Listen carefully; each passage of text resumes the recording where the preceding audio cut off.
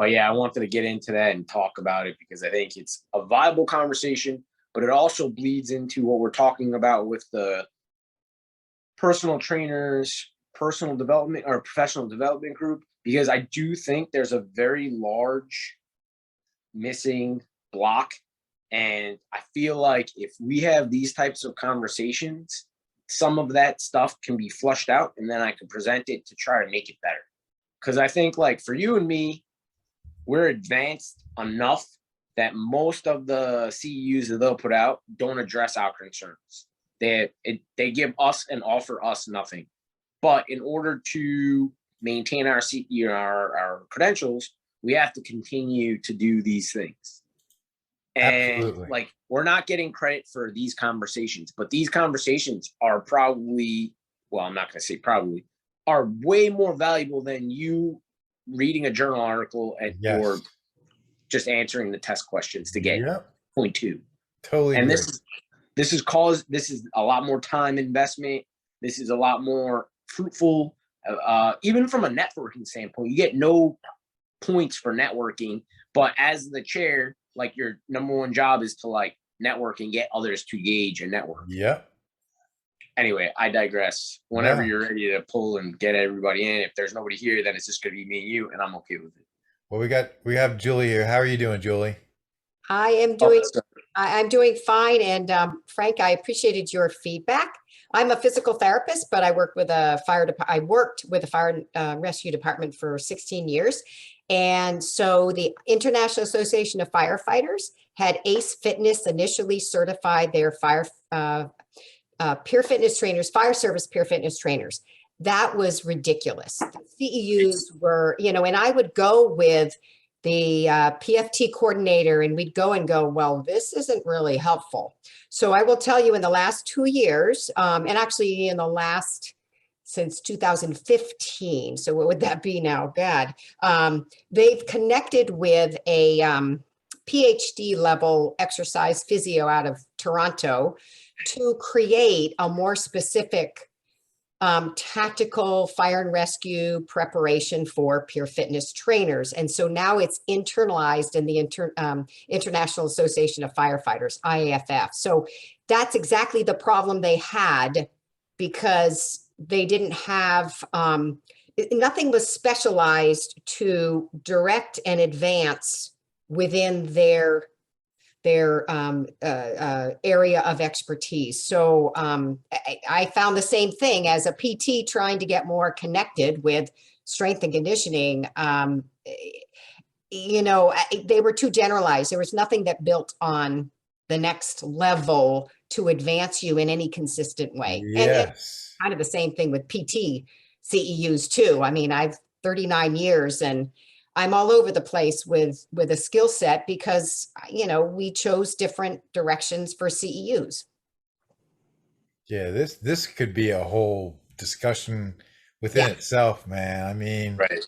And Julie, I have to say that I just love the fact that, as a PT, you're interested, that you joined this, the SIG, and that you're interested in these meetings.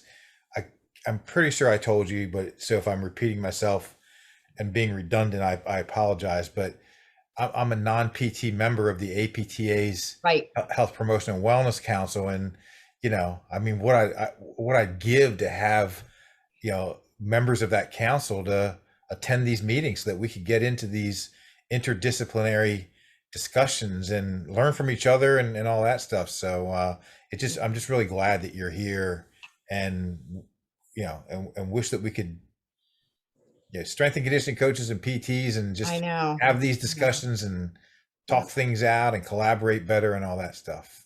Well, and I had to, when I was in the fire department, I had to figure out how to communicate with peer fitness trainers without exercise physio background. And how do I make sure I was only there 2 days a week. So if somebody came in and did some functional training with gear on, how do I make sure that it's safe, right? And how do I communicate? And the way we named exercises were different. And even the Wellness and Prevention Council, I kind of feel like an outlier because their whole skill set is, direct pay PT, annual visits. And I'm in corporate health and ergonomics and Ah, practical stuff. So I kind of feel like an outlier to that group. Whereas the context that you talk about, drilling deep into exercise physiology and quality exercise programs, makes a lot more sense. If I look at my PT journal, it's it's it doesn't even address the big picture. It's little minutiaes, of treatment interventions. And I'm not in that realm. I'm more in the functional and exercise training realm. I'm just going to go ahead and get started. And what the game plan is I'm going to do a share screen and just fly over some slides really as a review, because in our first or second webinar that we did many months ago, I went over this stuff in detail. So this is just going to be a quick review as a way to set Frank up. And then from there, Frank's going to be the primary moderator, and we'll just open things up for discussion. And hopefully some more people out here as we speak. Here comes someone else. But hopefully more people will join and we can have an open discussion on being adaptive and flexible in program design. So with that said, I'm going to give me a second here. I'm going to do a share screen. And I really am going to just fly through this stuff, these slides as fast as I can. And since we have a PT here, it'll be interesting once we get into the discussion part. Julie, if you have any feedback on this stuff. But let me just go ahead and get started. As a quick setup to the topic of today. So from 2006 to 2010, when I was a fitness coordinator at this Mount Sinai Beth Israel Center for Health and Healing facility here in New York City, and prior to becoming the fitness coordinator here, I had never even heard of journal clubs. I was 10 years into my career, didn't know what a journal club was. And then all of a sudden we're having these every month. And in the beginning, since I was learning this language and didn't understand the language of rehab, pain management, et cetera, I was actually this was overwhelming for me. And I was very confused because there was no logical progression to what we were talking about. 1 month it might be on compartment syndrome, and the next it's on a shoulder labral tear, and the next it's on hip replacement, and the next it's on ACL rehab, and the next it's on something regarding the spine. And so it was pieces of the puzzle, but it was all over the place. But I started noticing over the course of time, over the course of like a year and a half, 2 years, that it didn't seem to matter what the musculoskeletal condition was. And it didn't seem to matter where it was located on the body. We were always talking about the same themes, which I now call the components of a healthy musculoskeletal system. And those are the components to creating a healthy musculoskeletal system. So the purpose of this slide is just to quickly list them. And so no matter what the musculoskeletal condition was or where it was, the discussion always included the importance of neuromuscular control or motor control, which I just equate with proper form. And obviously the need to ensure proper form with exercises. We're always talking about the importance of strengthening the muscles in the affected area, or in other words, strength development, which I've just expanded upon since I'm a strength and conditioning coach, and say that it's not just strengthening. We need to try to get the person out of beyond a beginner range of strength.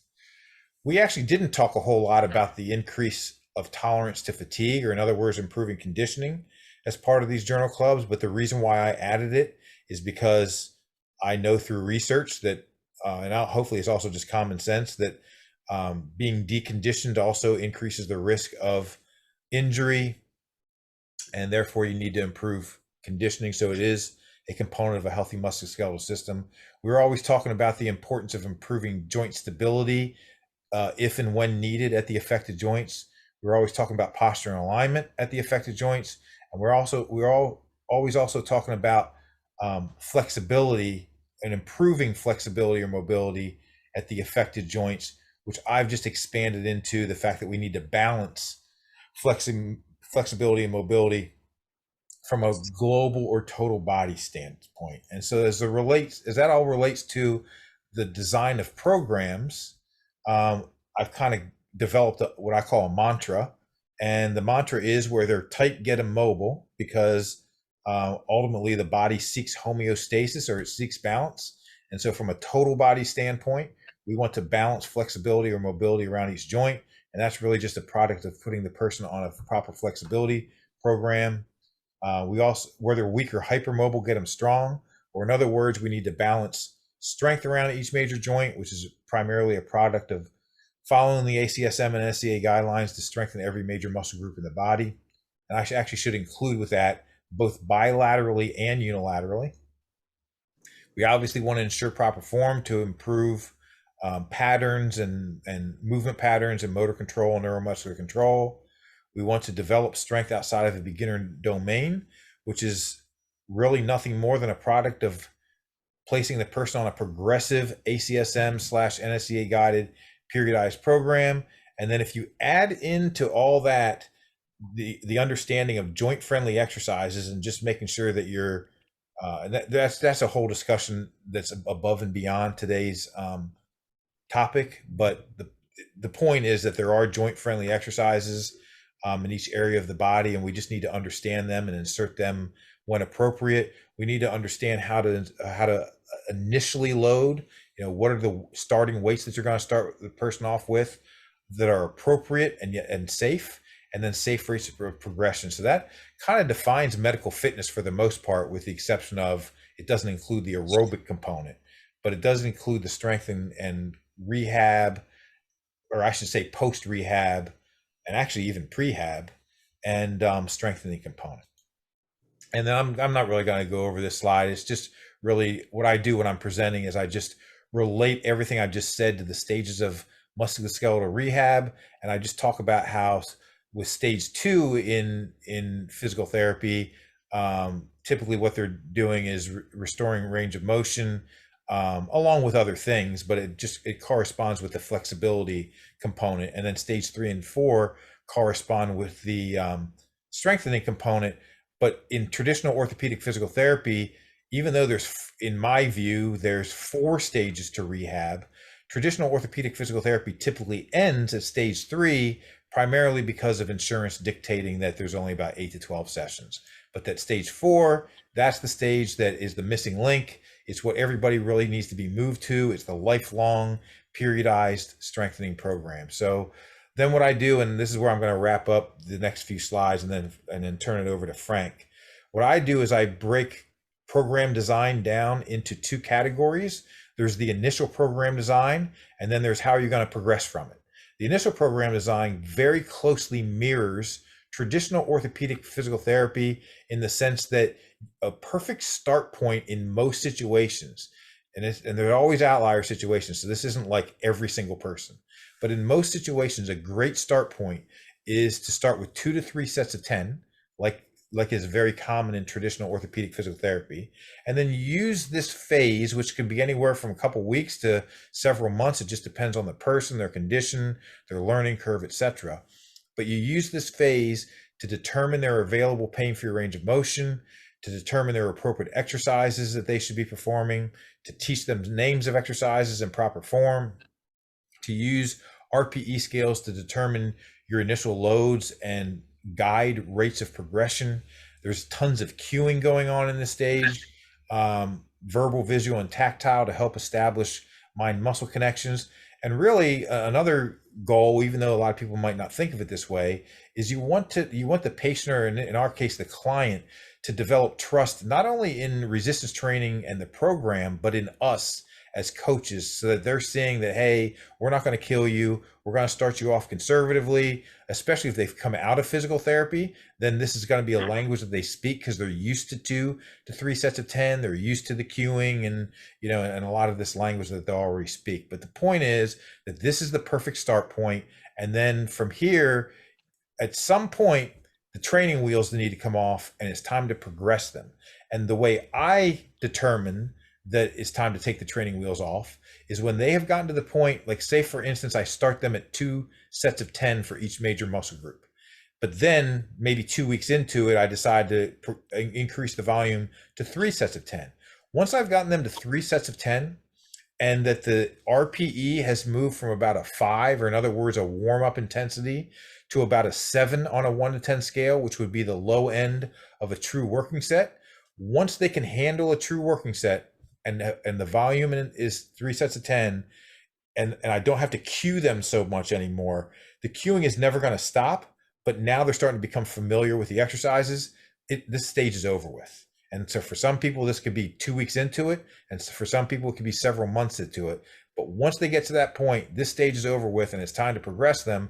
And the way I go about it, and I just think it's a really logical start point, is I progress them to, I move them to the 12 to 15 repetition range. And we're going to start a linear periodized model at that point. So it's a 12 to 15 reps per set, 3 to 4 week phase. There's a zillion goals within this phase, or purposes, but a primary one is to make sure they end the phase a little bit stronger at 12 to 15 reps on each exercise than they did in week 1. And then that prepares their mind and their body for when we drop them to the 10 to 12 repetition range.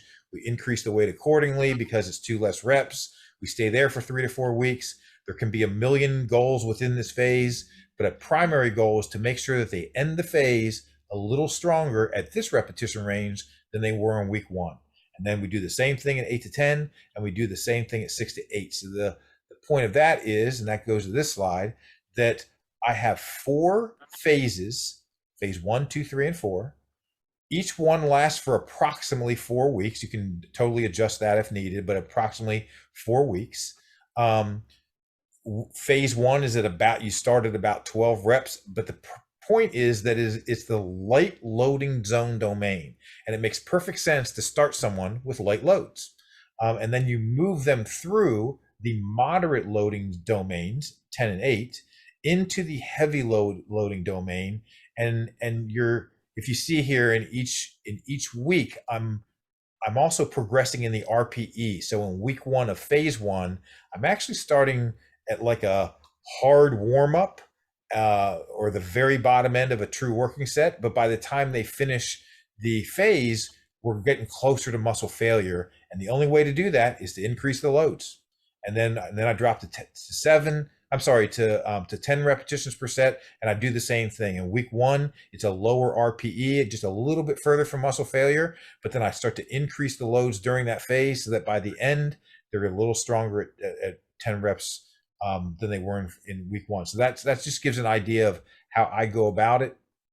And then this last slide is really just to say what I've just said, which is initial program design, which corresponds or mirrors traditional orthopedic physical therapy, followed by a linear periodized progression, which really is a lifelong progression.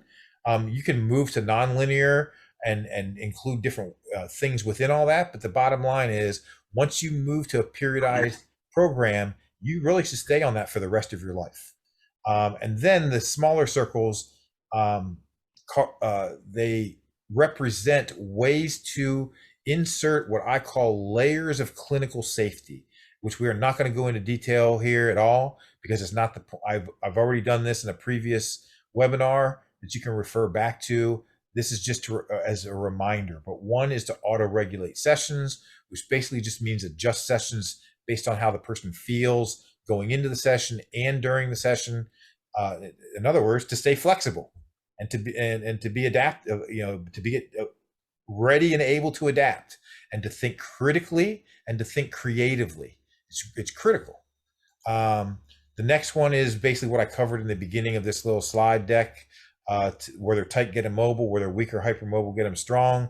Do it with proper form and make sure you progress in strength.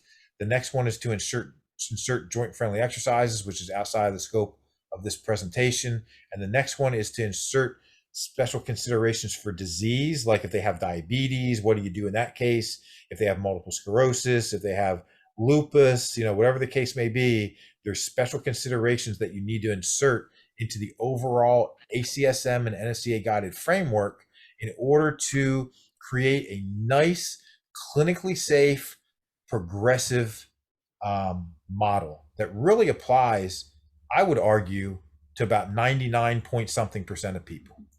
And I'm not going to really get into this in any detail. This was just, Frank, the only reason why I included this slide is because you had mentioned in a comment on my Facebook post, because I mentioned how it's kind of interesting how you have 6 components of a healthy musculoskeletal system, and there's also 6 components of lifestyle medicine, and if you just kind of merge them together, that's actually the foundation of health. Literally, it's the foundation of health. If people would just get on the a strength program like I just described in these previous slides, at least those general concepts, and then if they included a healthy diet, adequate sleep and recovery from exercise training, stress reduction, et cetera, that's literally a health prescription for every of the 8 billion people on this planet. So that's the reason why I included this slide. And that actually has nothing to do with this one. So there you go, Frank. There's the intro, and I'm actually going to stop the screen share and let you take over from here. So great segue, because literally that last slide is kind of what I was alluding to earlier when we were talking about being flexible. We all have a tendency, right, when we create our programs, or we're kind of stuck inside of, keeping inside of the 8 to 10 PT sessions that we get, because that's what insurance dictates.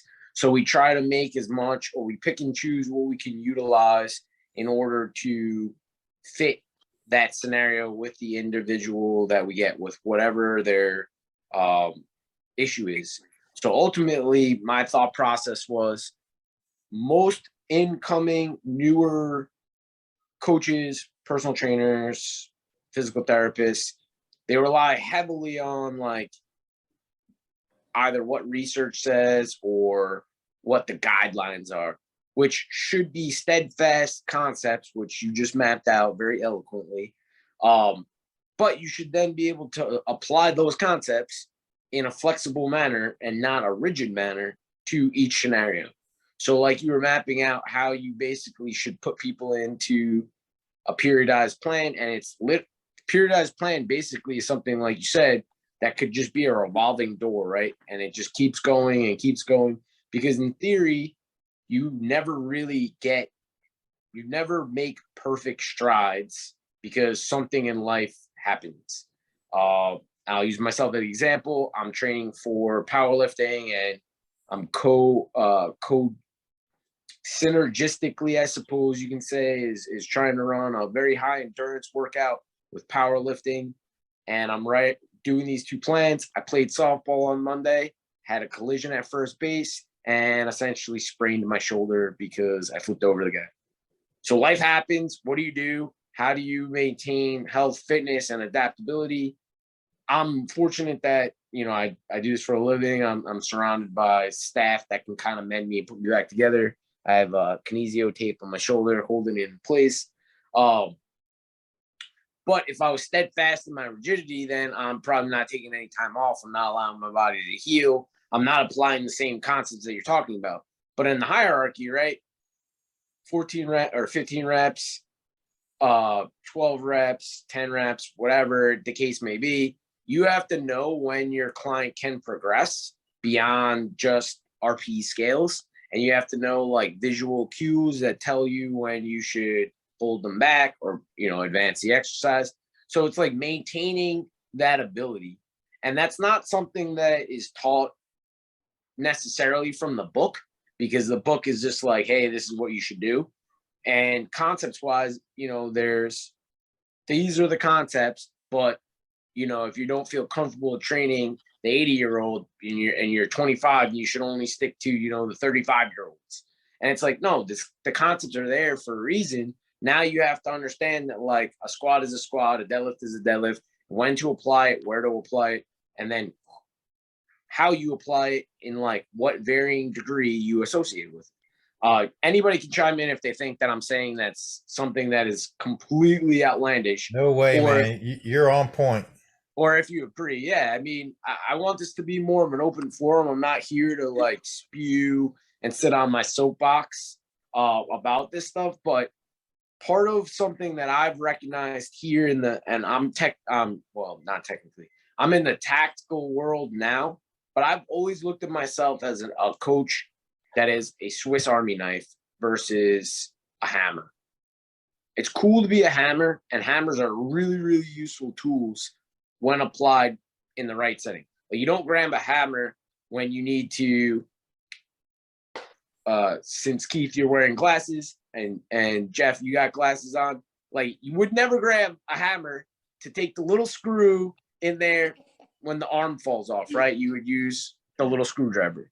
And vice versa, you would never use a little screwdriver when it's time to break concrete or, smash, hang drywall nails, right? Like you got to use the right tool for the right thing. But if you're versatile and you understand that the core concept is seriously like can be applied anywhere, and you just have to recognize that, in the hierarchy or in the paradigm, if you will, or spectrum, the alphabet happens, where the person belongs in the alphabet, and then what the next chronological step is using your concept. So again, unfortunately, we are all biased. We are all limited in our ability to think because it comes with whatever our previous experience is, and it's limited to where we are in our education at that point in time. Plus, if you're just, if you're brand new to this, you don't know how to work with somebody with MS. You don't know how to work with somebody with diabetes. You're just not sure. And unfortunately, like, you're going to do a little on-the-job training, and I would venture a guess that every one of us can tell a horror story of a program we wrote way back in the day that we're like, oh man, I wish I didn't do that if I knew. And, now you learn from all those mistakes, and you have the wherewithal to understand and reflect that there's better approaches. But you also have to understand that there's more than one way to skin the cat, right? Like there's more than one program out there. But again, the concepts are probably the same. Jeff, everything you said in those slides, I utilize regularly, even with the soldiers that I'm training now. But I'm going in with like, all right, well, we're going to try to do some triple extension exercise. And I'll write in like the goal is to do a squat or a squat-like exercise. But for whatever reason, for lack of equipment, today it was like a hurricane situation outside. So, we had to move really quickly. So like that's a part of being flexible. And just from adaptability standpoint, understanding that the trajectory that you're trying to put the client on, or the path you're trying to put the client on, can subject to change based on like the client's ability to be coping with stress for the day. Like you said, sleep, nutrition, life stresses, right? They want to go on vacation, but inflation is so crazy right now that gas prices are exorbitant.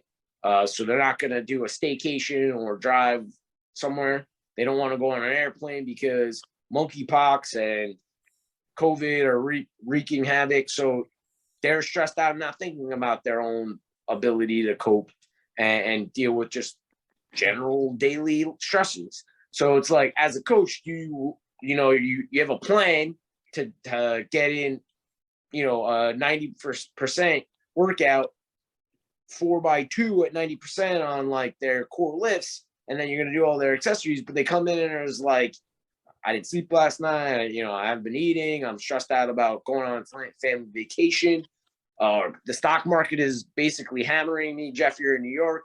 So the stock market is basically hammering me. And like my mind is on that because I'm basically in Grand Central all day long watching the ticker. I had plenty of clients like that when I was in New York. Come in and just be like, yeah, today's a bad day. So we're going to have to do like some kind of cardio or low impact, no thought process where I can just go. And you got to adapt and appropriately program. Julie, you said you work with the fire department. I worked with the fire department too. How fun is it? You're trying to get through some kind of workout and the bell goes off and now you're just standing there waiting for them to go through their call and then get back. Yeah, although I was lucky, I was in a wellness fitness facility, so they are dedicated to the well-fit. But when I've tried to go to the stations, yeah, it didn't work out. But you know what you're saying is exactly how my PT sessions go. I don't know what's going to happen when they come in because they might have an inflammation. And so I might have to do more anti-inflammatory stuff or passive range of motion. Or so I will tell you my experience with PTs that would send people to me because they didn't have functional stuff is they just follow the protocol. And honestly, if you follow the protocol, you're not taking advantage of where people that are more highly skilled could progress. And when I had the opportunity, which was rare, to see somebody immediately post-surgery to return to work, including putting gear on, putting air on, and doing their work performance, I had a guy, a 31-year-old, that tore his pec and got him back in 4 months and 9 days. Because the same observations that I would have in PT, especially when I'm not limited by medical insurance. I don't have 8 visits because that sucks.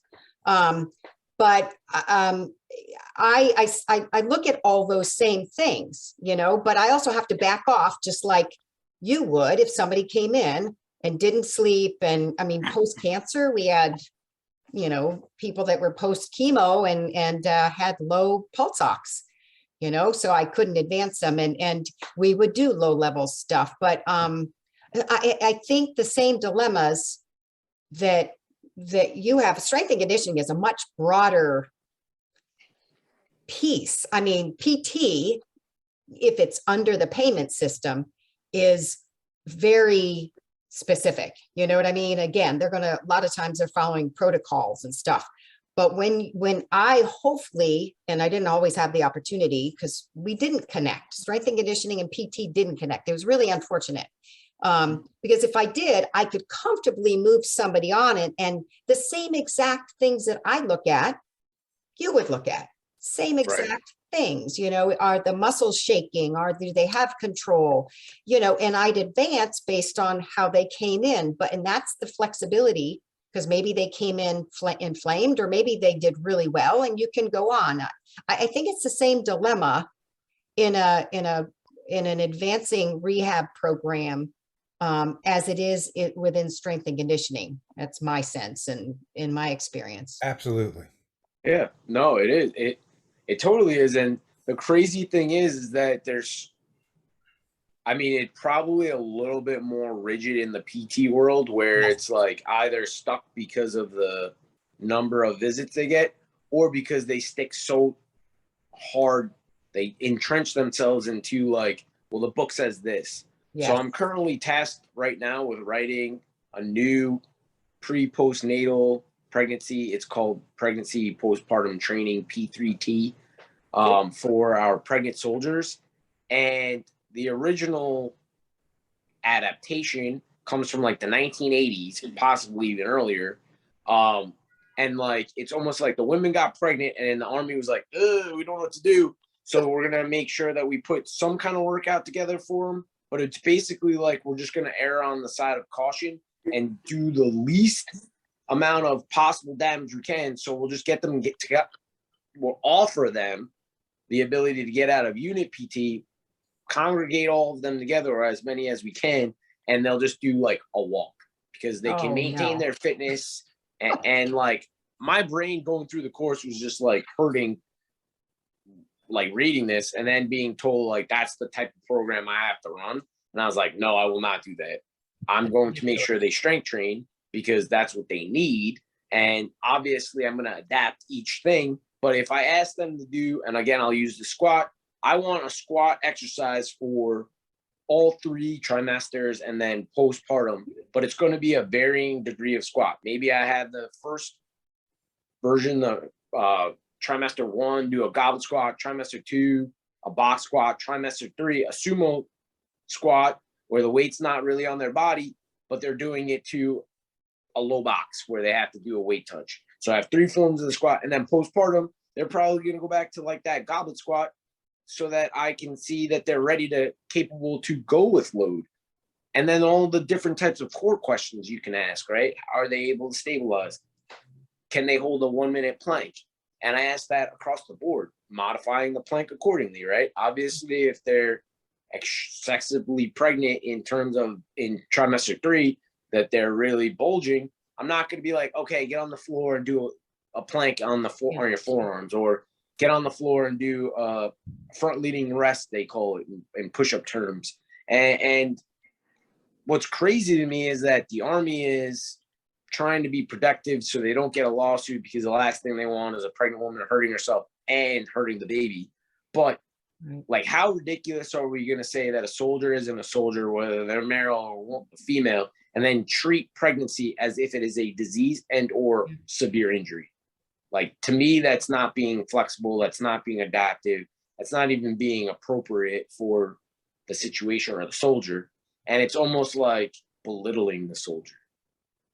All right. And I'm talking about we're talking about now, like nowadays. We're not talking about like this is the 1900s and we're making, anybody that's pregnant, that's in the Army, they can't have, it's taboo.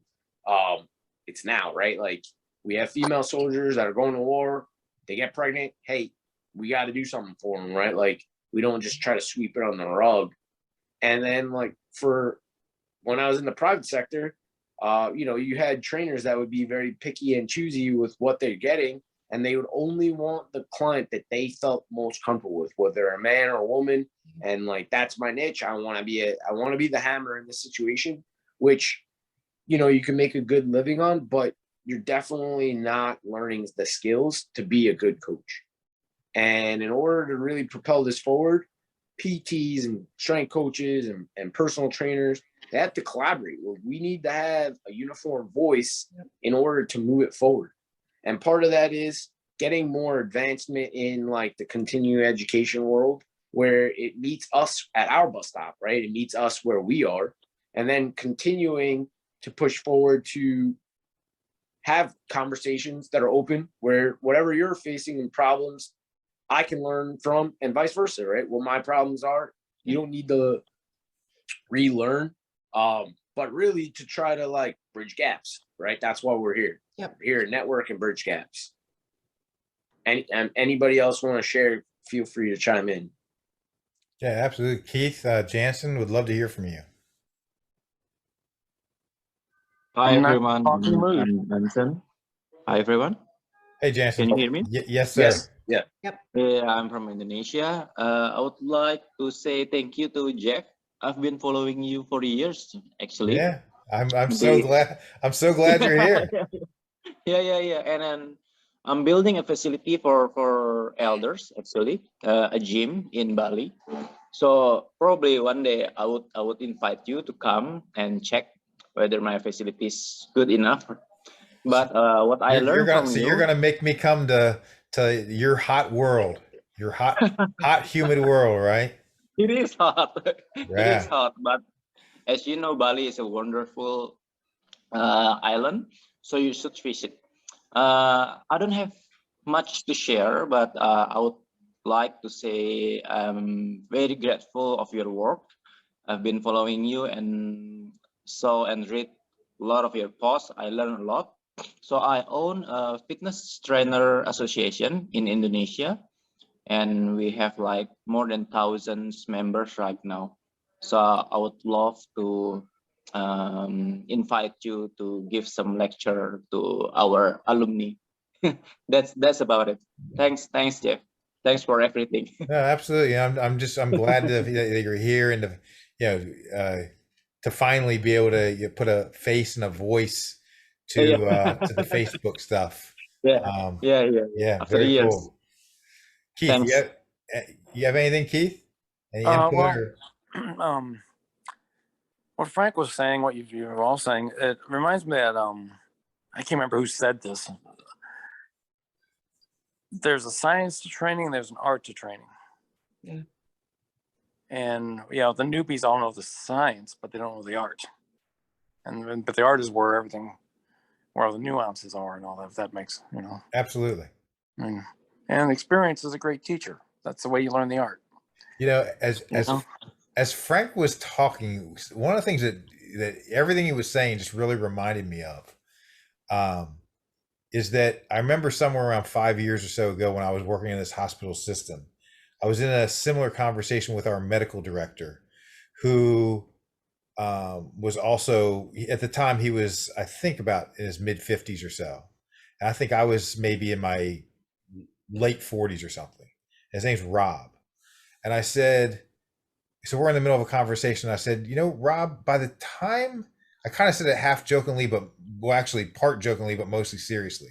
I said, by the time everything comes together with your skill set and your knowledge, and you feel comfortable, with designing programs, treating or training whatever your population is, etc., you're at the end of your career. And he laughed and he said, yeah, you're pretty much right. Because we all would get in discussions about, like one of the things Frank said was, you look back and you cringe at things you did early in your career. We would always get in these types of discussions and talk about how when you're at your 5-year mark, you look back at year 1 and you can't believe what you did. But then when you're at the 10-year mark, you look back at your 5-year and you can't believe some of the views you held. But then when you're at the 20-year mark, you look back at your 10-year. And so that was kind of the context of the conversation with Rob. And that's why I said to him, well, yeah, by the time you actually get good at what you do, it's time to retire. And he laughed and he said, but you know what? You're almost right. So in any case, it is a constant learning process, and totally agree with everything you guys have been saying. Keith, what you just said, absolutely. You need the science as the foundation, but you need to have the art, but the art really just comes with experience. In my view, the art comes with experience. It comes with mentors, which is why things like this are so important. Yeah. And why what Frank said early on about just reading a book, a chapter, a scientific paper. No, you need stuff like this. You need mentors, the environment that you work in, the patients that you and clients that you train, all that stuff is what develops your skill set. And then by the time you get good at it, you're 10, 15, 20, 25, 30 years into your career, unfortunately, but that's just the way it is. Yeah, I mean, for me, I've noticed, and it's kind of weird because I think I had a moment today where one of my younger coaches, who's been in the game probably 7 years, was observing me run. I've been working with a couple of females that are postpartum, or actually one of them is like 4 years postpartum, but she just had her gallbladder removed. So basically treating it like she had a C-section type injury. And she's sort of come into the group. I have another one that's 4 months postpartum, and one that's a year. But they're all kind of coming for reconditioning and core work, right? Like they believe that's a fundamental weakness. And he was watching me and observing me, and he's like, why are you doing that exercise like that? Why are you doing that exercise like that? And the funniest moment of not deja vu, but I feel like I've been here before. I did that with one of the guys that I was that guy back in 2007 when I was watching my fitness manager at the time train somebody, and I was kind of picking his brain, why are you doing that? What, you're doing a squat, but you're doing it in such a very specific way. What's going on here? Trying to pick his brain and pick up little nuggets. And then again, fast forward 16 years, now I'm doing it with one of my other coaches, which is a great feeling. But I just had that moment of where I was like, oh, am I like the older guy now? It's that what just happened? Am I teaching somebody something that without even thinking about it? But that's the reality of this, right? You pick up something, apply that information, and then learn all the subtle nuances, like Keith said, the art of it. And if we can continue to have these types of conversations, we can avoid those horrible learning curves of those 5 years ago, those mistakes. Yeah, true. And the reality behind it is, yeah, it's great to be so smart that you know the science, but I even tell my coaches now, you guys know everything that there is to know about strength and conditioning, but you look at it from a strength and conditioning standpoint, and we're no longer playing having athletes play a sport. we're having guys get ready to go to war. Like, be flexible, understand like what works on a football field. While it can be utilized in the tactical setting, it is not a one-to-one translation. Like, you can't just go heavy back squats. These guys are going to have 100-pound rucks on. Like, do you really want to load their spine? These guys are all also internally rotated at the shoulder. Do you really want to make them do, because they traditionally do pull-ups, push-ups, upper body endurance days, pull-ups, push-ups, run, pull-ups, push-ups, run, high numbers to the point where it's just like, okay, maybe we back off of that thought process of like big benches and strong, sturdy chest. Not that there's anything wrong with it. It's just maybe the application of that exercise is more like the hammer versus the screwdriver for fixing your glasses. Good tool, wrong application. Right. So I've been like trying to preach to them, like, guys, bench press, while it's a terrible exercise for most of the population, it has application in some sports, but in the world that we're in now, tactical, maybe overhead press is the right version of press we need to do. So we need to set their shoulders. We need to teach them how to stabilize the shoulder. We need to educate them on like proper movement mechanics. And when you educate them, you understand that you're foregoing the balancing of that joint because they've unbalanced that joint. So what you're trying to do is more movement pattern based and get them to educate and understand stability versus power or outright strength, for lack of a better word, right? A 1-rep max bench press is not going to save you in the field when you need to drag somebody, right? Like, bench press is just not applicable to what these guys do. Think like that and approach it with a wide gaze versus, again, what we do is we bring our experience, our bias, our education level, our minimized gaze to a problem versus having a very wide open approach and utilize all of our skill sets to answer the question. And sometimes that's unbalancing a joint. Sometimes that's looking at the problem from an alternative perspective, right? Having a conversation with a PT to see what their perspective is, to then put in our twist on what they believe we should be doing. Absolutely. Yep. Yeah, I mean, please, anybody, if you agree, disagree, that's fine. This is an open conversation. I want you guys to feel like you're a part of the conversation and you have, I mean, each of you have worlds of experience. I mean, there's literally somebody here in another world in Indonesia talking to us that I will never know, but I can't learn from you if you're not willing to engage with me or if I'm not open to engage with you. So there's more flexibility there that's needed. Well, let me ask a question. I mean,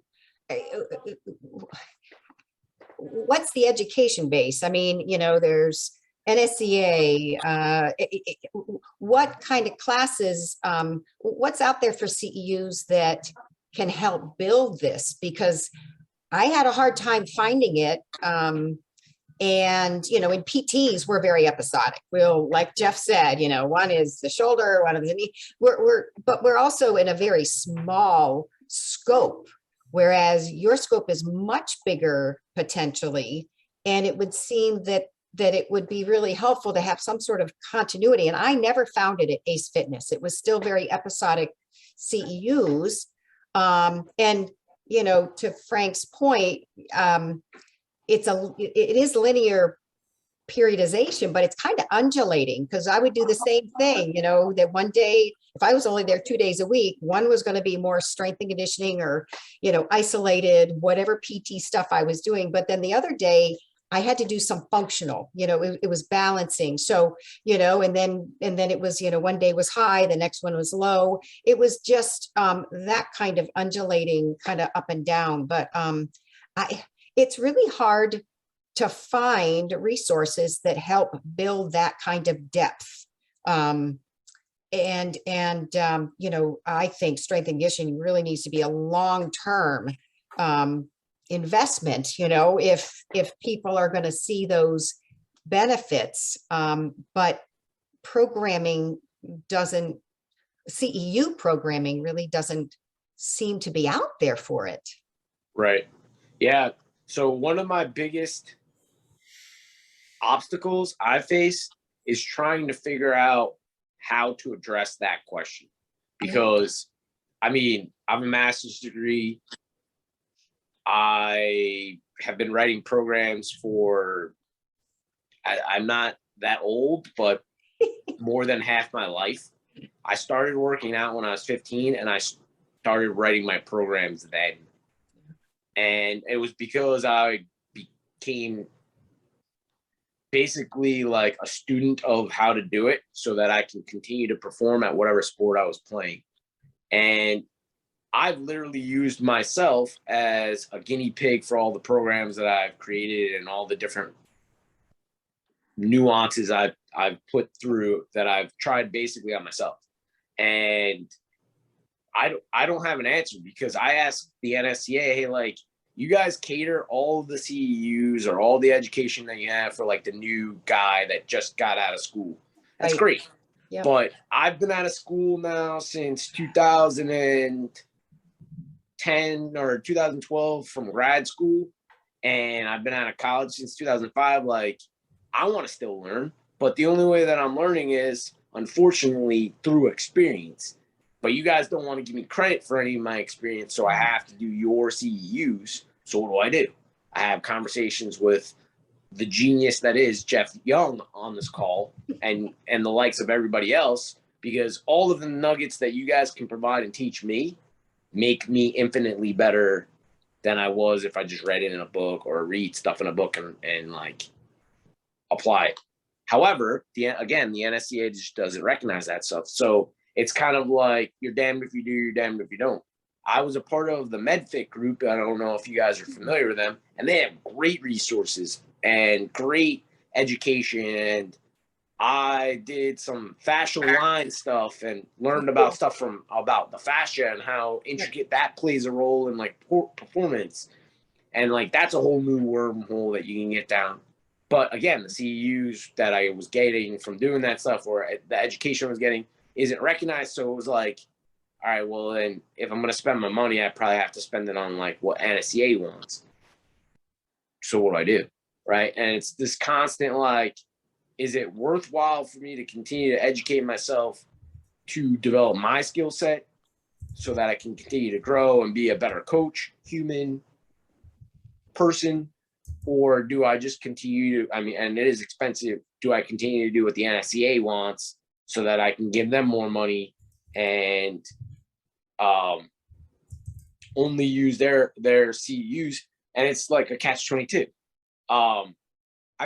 There are a lot of good CEUs that the NSCA provides. I think a lot of the different speakers that they get are, very, very good. But a lot of them are you guys, and I can have the conversation with you versus paying the $400 or whatever it is to go to the and learn more. And it's at a way better price because Jeff didn't charge me anything for his knowledge. But like, yeah, so I think ultimately it's on us. It's on myself as a chair, Jeff as a chair, to keep just pushing content. And then hopefully we can make enough of content that the NSCA starts recognizing that what we're putting out, the conversations we're having, the networking that we're doing is beneficial, and it's going to help propel what we want. It is unfortunately a slow process, just like we learned, from the 15 years of experience. Every 5 years, we recognize we didn't know anything the first time. I paid, I don't know how much to go to grad school to recognize I literally don't know anything. And that you just constantly have to be a student and educate yourself. If you don't mind, I'll chime in and just say a few things on this Please. subject. When, so back in 2006, when I started in this Mount Sinai Beth Israel system here in New York City, and we had about 30 to 35 healthcare providers, to include family medicine, internal medicine, cardiology, physiatry, physical therapy, podiatry, chiropractor, occupational therapy, and several others. And right from almost the start, one of the many themes that presented itself there was that I would have providers come up to me and ask the same question that Julie asked. Where do I find nice, neatly packaged continuing education content on what you do, medical fitness, etc. And in the beginning, I didn't know how to answer that question. And well, actually, the way I answered the question, I said, I don't know anything that exists, with the exception of going and getting, either getting certified through the ACSM or NSCA, or at the very least purchasing one of their manuals, and maybe not necessarily going through the whole certification process, but at the very least purchasing the manual and becoming familiar with it. So for many years, that was my answer to the question, because I didn't have a better answer. But it started to bother me over the course of time that this doesn't exist. And so I'm actually going to put a plug in for myself, but within the context of what we're saying, though. So it led me back in 2019. I was asked by the founding president, and at the time he was the executive director of a small organization called the Philippine College of Lifestyle Medicine, which is a sister organization of the American College of Lifestyle Medicine. And at the time, I was chairing the ACLM's Fitness and Medicine Member Interest Group, which is how I met him. I met him at one of our annual conferences, and he came to me with the same question. And it was actually back in 2015 is when we first met. And then again in 2016, I saw him again, same type of question. In 2018, same thing. And then finally in 2019, he contacted me, and he basically, with a strong sense of urgency, said, I really need your help, because I want to create an entire, basically fitness course for our medical organization. And it was actually a really huge project that didn't completely come to fruition. But what he wanted me to do is he wanted me to create a 4-tier certification. The first tier was for the apparently healthy. The second was for traditional medical fitness. The third was for basically strength and conditioning for athletes, and the fourth was for tactical athletes. And he wanted me to write a book and create corresponding videos. Well, we actually got to the point where we signed the contract and everything, and then bam, the pandemic hits. And that and other related things ended up having this not come to fruition. But the relationship with the PCLM didn't come to fruition, but pretty much everything else did. So I ended up writing the book because I had already gotten started on it. I ended up not doing the whole tactical and like CS type thing, and just kept it within what I consider my area of expertise, which is the apparently healthy, general pop, and medical fitness. And then I ended up co-authoring it with a colleague of mine, Dr. John Bonnet, who is, barring something unforeseen, he still needs to be voted in. So I'm kind of guessing here, but I think that the chances are really high that he's going to be the incoming president of the ACLM. And so he co-authored this book with me. It's a CEU book. It's approved for CEUs through the NASM. I could easily get it approved through NSCA as well. I have corresponding videos with every single chapter. But the point is that, but now going back to some of the things that Frank said, I'm sitting here using this as an opportunity to plug a book and corresponding videos. Obviously, I'm biased towards it, because one of the things that I don't like about a lot of I'm not going to name any organizations, but a lot of the fitness organizations out there and their manuals, a lot of the content is actually fluff. Like, in other words, and I don't mean that this isn't important, but like, you'll have a chapter on such and such, but most of the chapter is prevalence, pathophysiology, like background stuff that you actually could just look up for yourself on Google. And by the time you actually get to the program design, then it ends up just being watered down, doesn't give you enough, information to really be able to, like we've been talking in this webinar, in this discussion, to really, it might give you an okay start point, but not how to progress, not how to be adaptive and flexible. That's what it's missing. So I include adaptive and flexible stuff within my content, but going back to what Frank said, even that's still not good enough, because you need to have these types of discussions. So in other words, I'm plugging my book and videos. You can buy my book and video all you want, but it still needs to lead to these types of discussions. And that's what the industry is missing. The journal clubs that are so common in medicine and rehab, that this is kind of mimicking or mirroring, but it needs to just be like a regular thing. And then, as Frank alluded to early on in today's meeting, this should be CEU content, where we come up with some questions afterwards, and you answer the questions and you get some CEUs or whatever. But so in any case, that's my answer to you is, it's a missing link. And I tried to at least do my part of filling the void as best I could with my area of expertise, but you still need to have these types of conversations. No, I agree. I mean, here at Fort Polk, we created, or I oversaw the creation of, we're doing what's called the tactical athlete certification to certify platoon leaders or squad leaders on how to actually write a program. And we spend a full week, 40 hours, 4 to 8 times, depending on how they structure it. It's been 8, basically 8 weeks out of the year, teaching these soldiers how to basically write a program. And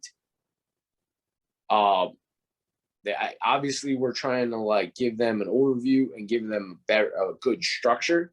And then we try to give them a toolbox, but we're in the process of even creating a more elaborate or in-depth toolbox. And I feel like that's some of the things that we're missing for the strength coach or the personal trainer, right? Like, where are you pulling your exercises from to begin with?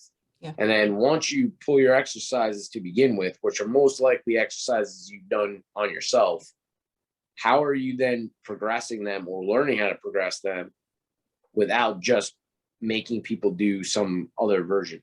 A lot of what I saw when I first started was monkey see, monkey do. Like, one coach or trainer learned a newer exercise, and then all the other coaches or trainers are like, oh, what is that?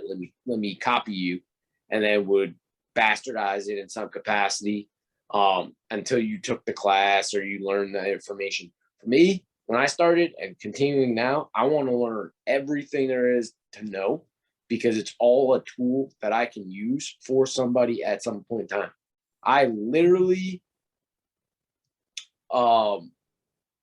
learned kettlebells to teach somebody how to properly deadlift, because I saw kettlebells as being a more easy tool to learn a hip hinge. Yeah. So I took the deadlift, and I was like, he can't do that because he has no ability to hinge. Mm-hmm. He's not listening to any of the words that I'm using. I have lost my way. Oh, these kettlebells, I feel like I can get him to hinge if I taught him how to swing. And then lo and behold, I took the class, learned kettlebells, and then I got him to do a proper deadlift. But I did that because I wanted to know, not because I was like, I want to learn kettlebells. It was like, I see that as a useful tool. I want to learn it. But I would like to make that learning curve for others less. Yeah. So here we are trying to talk through flexibility, right? Like, how to develop flexibility, things you've used, tools, assets, resources, and then plug and play, right? I now know Keith. He's been on a bunch of these calls, so I know that if I need a certain piece of information for Keith with the special populations that he's worked with, I could ask him a very specific question and then take the concepts that he's used and apply them to my world. Julie, I've now met you, even though I've not personally met you. I'm sure I'll get some more background information when Jeff talks to you about your world and how you apply things, and then vice versa. Now you know a strength coach that you can ask questions or use as a resource, And that's what this is for. Absolutely, man. Flexibility and education through open dialogue. I wish people understood, like what you just said is gold. And I wish people understood that that's what this is about. We need to connect, network, and then be willing to reach out and have these discussions. Yeah, I came from the functional world. So I came from the workers' comp, industrial rehab world. So I always did, physical demand analyses and stuff. And so I came in with functional exercises and not really understanding the strength and conditioning world. And only recently really understood the true strength and conditioning world, being CSCS certified in 2021. But I used, I knew deadlifts, but I wasn't comfortable, and I wasn't working with people at the stage that maybe deadlifts were appropriate and that I could share the responsibility with somebody that was more trained to look at that skill while I was looking at the individual joint motion of concern or looking at the cardiopulmonary response of concern. So there is such a value to collaborating. And then there's one book that because PTs don't know how to do that and because they're stuck in the minutia, I always say the minutia because it's kind of like they can dry needle, but they can't really make sure that the exercise is progressed, effectively. It's sub-level. So Sue Falzone worked with Mark Verstegen, and Verstegen, I would never know how to pronounce his name. I know both those names. Right. Core Performance, Athletes Performance, now Exos. And so she wrote the book, Bridging the Gap from Rehab to Performance, because PTs weren't thinking about performance, but they also aren't skilled at doing physical demand analyses. And that's the beauty of what I had. I would do job analyses. I'd go out to construction sites and meat packing plants and offices and schools, if it was a principal that had to walk around, or just a variety of different settings. And I understood it from that perspective. And so I'm now kind of fitting in the physiology of the strength and conditioning world, which is kind of cool. And would I have been more effective without it or with it earlier? Maybe, but I would have also been more effective if I had a strength and conditioning colleague that didn't see me as an outsider, who didn't think that I was under training people. Because I'm undulating, right? I had to back off. I had to go forward, back off.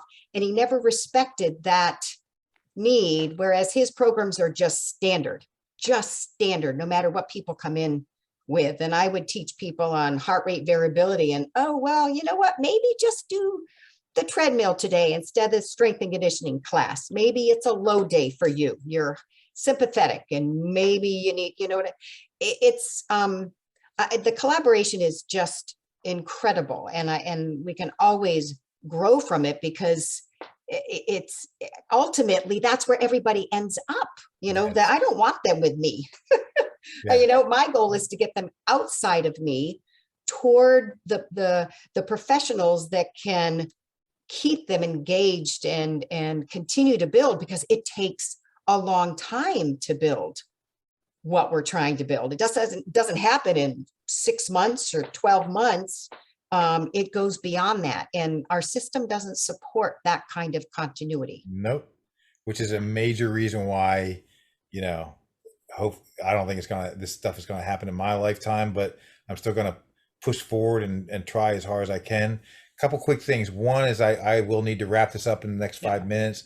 I want to just make a couple comments and then move it over to Frank for the parting words. But I found it interesting what you just said, Julie, your perception of how a strength and conditioning coach may have been perceiving you, because, on the flip side, that's what I've been, for the last 17 years of my life. Right. And my perception of how the physical therapists that I work alongside are perceiving me. And so I found that really interesting. And that could be a whole discussion in and of itself. But also another thing I wanted to say related to what you were just saying is that while I was the chair of this fitness and medicine group for the American College of Lifestyle Medicine, I'm not going to get into the long story, but basically I was moved to start networking through that organization and I started to call facilities around the country that had both a PT and a strength and conditioning or fitness component where the model was successful.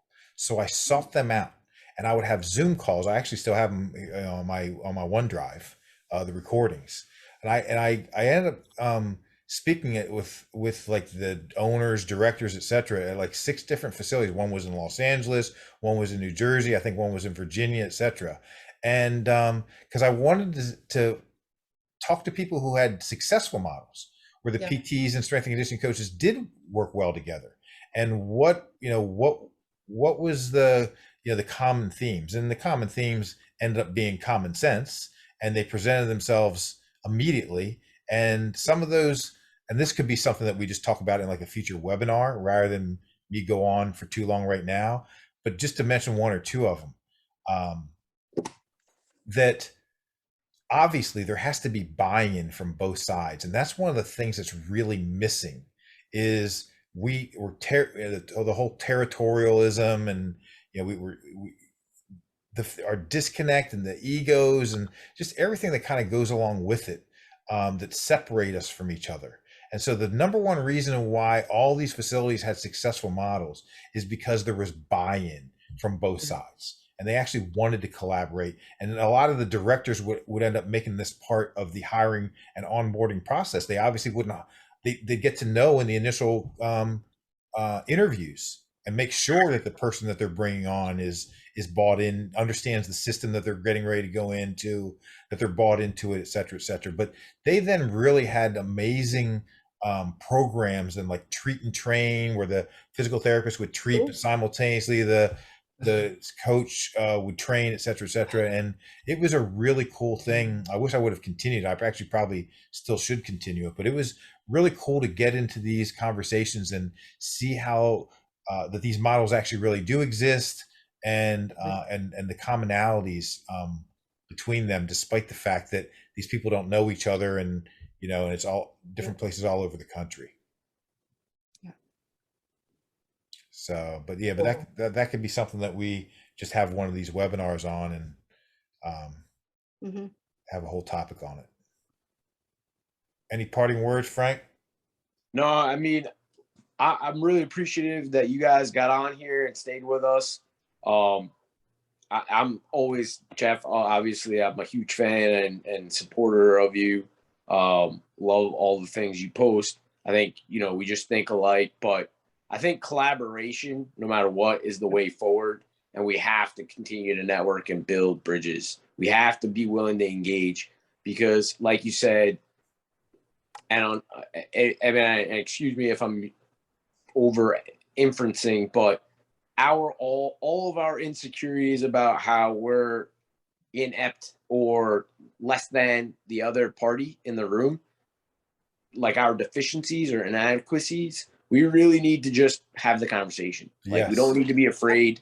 We just need to be willing to reach out and know that, like, when you step into somebody else's world, you're not the expert, and that's okay. Just be willing to have an open dialogue, right? Because you know what? I'm going to learn from you, and you're going to learn from me, and that's the way forward.